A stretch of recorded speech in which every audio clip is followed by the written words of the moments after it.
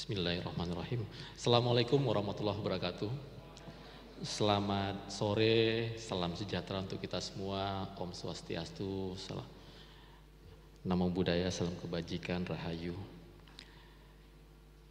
Pertama-tama izinkan saya mengucapkan selamat datang dan salam hormat kepada pertama Pak Dirjen Saintek, Prof. Najib, kemudian Direktur LPDP, dalam hal ini diwakili oleh Direktur Fasilitasi Riset Pak Ayom Widi Paminto. Terima kasih Pak sudah berkenan hadir. Kemudian dari Kementerian Koperasi di sini juga hadir Asisten Deputi Pemetaan Potensi Usaha. Terima kasih Bu Yuli. Kemudian dari Kemendes juga hadir beberapa perwakilan. Terima kasih banyak. Yang saya hormati para media, rektor, dekan, dan para pimpinan perguruan tinggi. Kemudian yang tidak kalah pentingnya yang kami banggakan, calon-calon partisipan yang di sini juga kami mengundang perwakilan dari industri.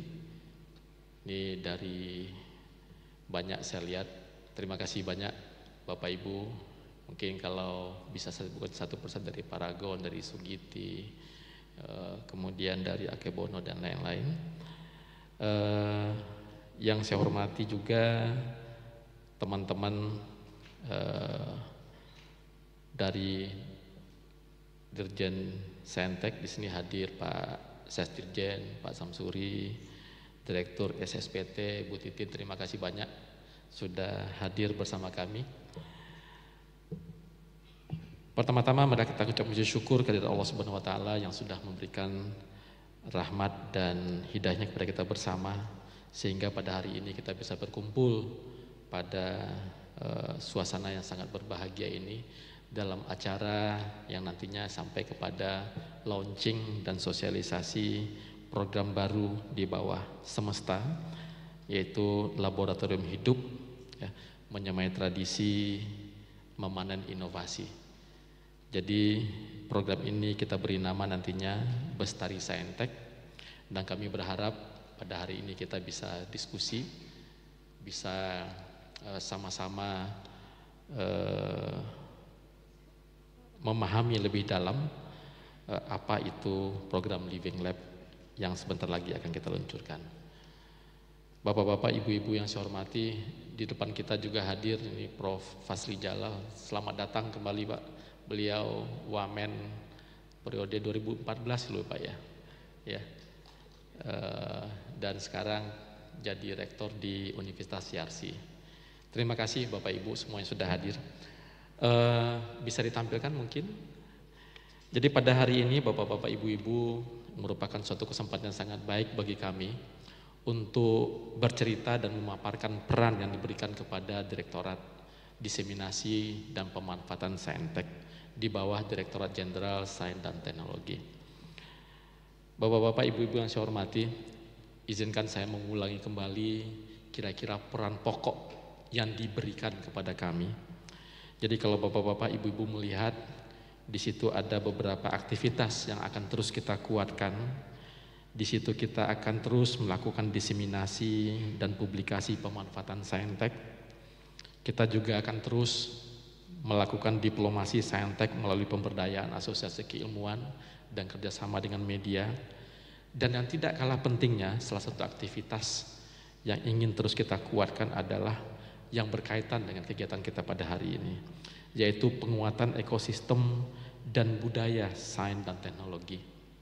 Kita berharap Bestari Saintek ini bisa menghasilkan suatu masyarakat yang memiliki literasi saintek yang tinggi, sehingga upaya kita untuk menghasilkan citizen science dalam waktu yang panjang itu bisa kita wujudkan. Bapak-bapak, ibu-ibu yang saya hormati, kalau kita lihat di situ ada outcome yang kami harapkan atau yang kita harapkan bersama. Jadi kalau kita lihat dari situ ada outcome jangka panjang yaitu adalah menumbuhkan atau menguatkan ekonomi yang berbasiskan sains dan teknologi, dan itu yang kita harapkan nanti terwujud dalam bentuk peningkatan kesejahteraan masyarakat. Kemudian yang kedua, long term outcome yang ingin kita wujudkan adalah terciptanya masyarakat yang berbasis pada ilmu pengetahuan. Itu yang kita sering promosikan, sosialisasikan, itu untuk menghasilkan citizen science. Jadi luaran yang paling penting di situ adalah munculnya masyarakat yang rasional, yang memiliki literasi sains yang tinggi, yang selalu membawa budaya-budaya saintifik yang tadinya hanya di laboratorium, sekarang berdifusi dan beresonansi kepada kehidupan nyata di sekitar kita. Dan tentunya kita juga ingin terciptanya ekosistem saintek yang inklusif dan berkelanjutan. Itu jangka panjang Bapak-bapak, Ibu-ibu.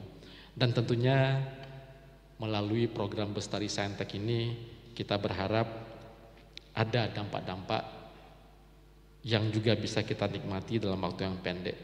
Seperti misalkan kita berharap saintek bisa menjadi agenda publik, kita berharap nanti suatu saat kampus bisa menjadi pelaku utama yang sebagai katalisator untuk membumikan saintek ke masyarakat. Dan itu tentunya tidak bisa dilakukan sendiri oleh perguruan tinggi, dan makanya di sini kita berharap adanya partisipasi, adanya interaksi antara universitas, perguruan tinggi dengan komponen-komponen masyarakat. Bisa itu dengan pemerintah daerah, bisa nanti itu dengan industri, UMKM, koperasi, Karang Taruna, dan komunitas masyarakat yang ada di masyarakat. Di situ kita ingin melibatkan semua dalam berinteraksi dengan kampus, dalam mengidentifikasi dan mencarikan solusi dari masalah-masalah yang ada di lingkungan mereka. Next. Jadi barusan saya memperlihatkan adalah theory of change dari direktorat kami. Dan Bapak-bapak, Ibu-ibu yang saya hormati, mungkin tidak sedikit di antara Bapak-bapak, Ibu-ibu yang sudah berpartisipasi dalam program kami yang kita kenal dengan Semesta.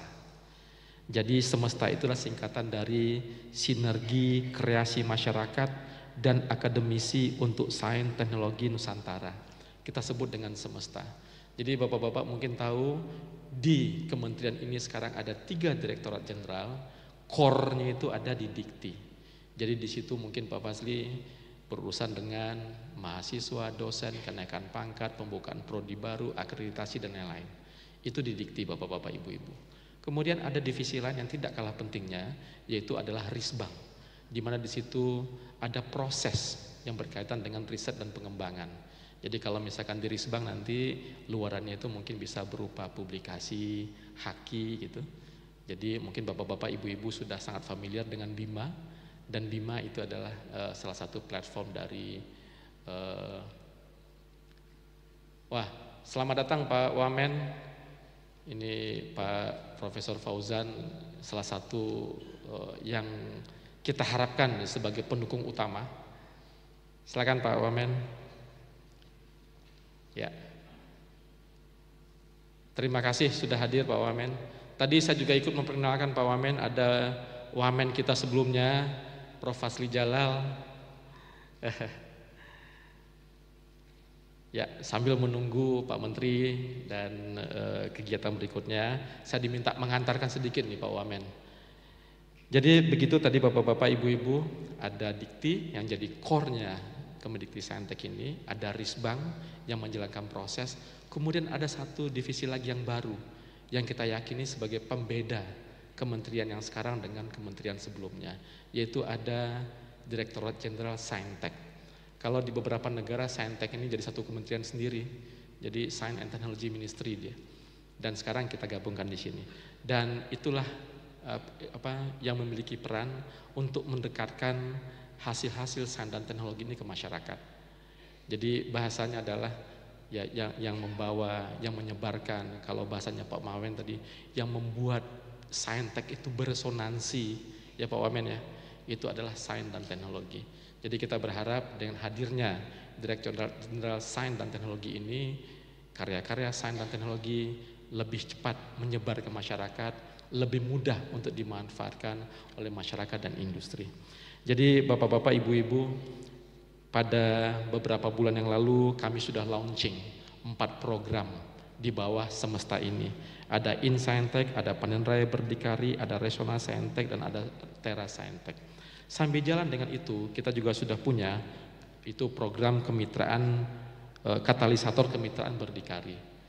Ya, dan ini juga disupport menggunakan pendanaan dari LPDP. Dan sekarang sudah masuk ke tahap akhir, dan sebentar lagi kita akan mulai melakukan panen raya kegiatan-kegiatan di berdikari ini. Nah, pada hari ini Bapak-bapak, Ibu-ibu, kita coba melengkapi dan memperkaya semesta dengan program yang baru. Itu yang kita kenal dengan program Bestari Saintek. Jadi kalau dalam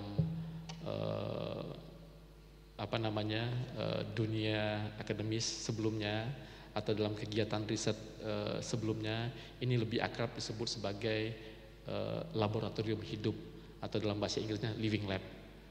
Jadi hari ini kita juga menghadirkan salah satu tokoh gitu yang pernah melaksanakan kegiatan living lab itu dari kedutaan Belanda. Jadi living lab ini adalah ekosistem terbuka berbasis saintek. Mungkin kita perlu tahu kenapa diperlukan laboratorium hidup ini. Next mungkin. Jadi kita sadar Bapak-bapak, Ibu-ibu, hasil riset dan inovasi masih kurang optimal diterjemahkan dalam aplikasi nyata yang berdampak langsung pada masyarakat. Hal ini disebabkan terfokus pada capaian akademis dan administrasi sebelumnya. Jadi kita bisa melihat gitu kurang optimalnya kita dalam mentransformasi dan menerjemahkan hasil-hasil riset dan inovasi tadi dalam aplikasi yang nyata. Kemudian yang kedua, adopsi teknologi oleh UMKM dan masyarakat secara umum masih sangat rendah.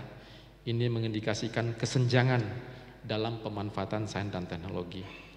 Yang berikutnya yang tidak kalah penting adalah mekanisme umpan balik dan iterasi dalam pengembangan solusi inovatif belum sepenuhnya terintegrasi dalam proses implementasi. Jadi Bapak-bapak, Ibu-ibu mungkin paham, living lab tadi itu adalah suatu proses yang juga mementingkan yang namanya siklus iterasi. Jadi sembari ditemukan, dicoba, diaplikasikan, ada evaluasi. Jadi di situ kita berharap ada umpan balik langsung yang bisa mengoreksi dan memberikan input tambahan terhadap karya-karya saintek yang muncul di saat itu, sehingga continuous improvement terus dapat kita capai.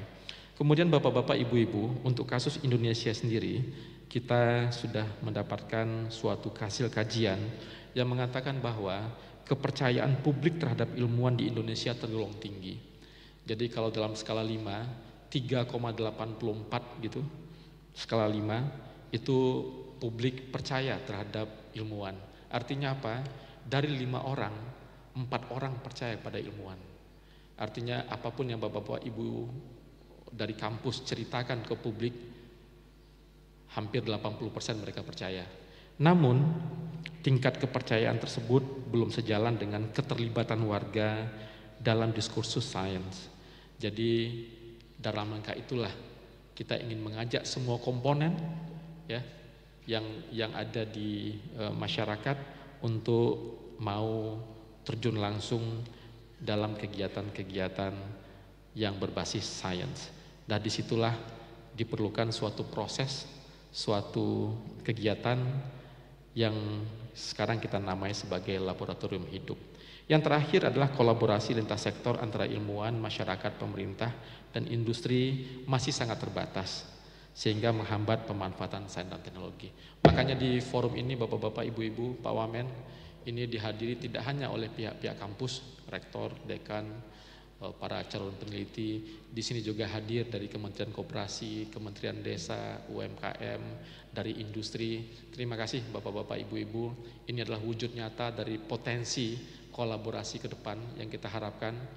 Jadi di sini Bapak-bapak, ibu-ibu bisa saling berkenalan, saling berinteraksi sambil nanti mulai menyelesaikan masalah yang ada di sekitar kita masing-masing. Mungkin slide terakhir mungkin yang bisa kita ceritakan apa yang dilakukan di laboratorium hidup. Nah, inilah bapak-bapak, ibu-ibu, mungkin sebagian tidak kalah pentingnya gitu, tidak dibandingkan dengan riset-riset sebelumnya. Di sebelah kanan saya ini hadir tim pakar kami Pak Wamen yang selalu dari hari ke hari bercerita, berdiskusi, menggali apa itu living lab. Jadi living lab yang ada, yang sudah berkembang di beberapa negara itu dimodifikasi oleh tim ini sehingga cocok dan lebih relevan dengan kebutuhan Indonesia. Jadi kalau bapak-bapak, ibu-ibu lihat ada 3 komponen utama dalam laboratorium hidup tadi. Yang pertama eksplorasi. Tentunya masing-masing calon peneliti perlu tahu dulu apa kasus, apa isu, apa masalah yang ada di lingkungan masing-masing. Tentunya tidak mesti di lingkungan masing-masing, di seberang juga boleh, di tempat lain juga boleh gitu ya. Tapi tentunya yang paling bagus adalah di sekitar kita dulu sehingga dampaknya bisa langsung dirasakan. Identifikasi masalah, kemudian eksplorasi isu-isu yang berkembang di masyarakat, keadaan saat ini gitu, kemudian dilanjutkan dengan mendesain kemungkinan kondisi masa depan. Kemudian setelah berhasil mengidentifikasi, eksplorasi, perlulah ada suatu proses. Nah, disinilah ada kegiatan risetnya, ada eksperimen di situ, ada pemilihan metode, mungkin penyiapan tools gitu ya, bisa jadi penyiapan alat, diskusi terus, dan itu beriterasi terus sampai ditemukan teknik-teknik yang sangat optimal. Dan yang tidak kalah pentingnya adalah proses evaluasi. Inilah yang selalu menjadi suatu siklus, identifikasi masalah, cari metode dan tools yang paling baik untuk memecahkan masalah tadi, lakukan evaluasi, dan itu berputar terus dari masa ke masa, dari waktu ke waktu, sehingga di akhirnya nanti kita bisa menemukan solusi yang paling optimal. Mungkin bapak-bapak, ibu-ibu sangat tahu, sadar gitu, apa yang kita nikmati sekarang adalah proses dari evaluasi yang terus-menerus. Teknologi yang ada sekarang adalah pengembangan teknologi-teknologi sebelumnya.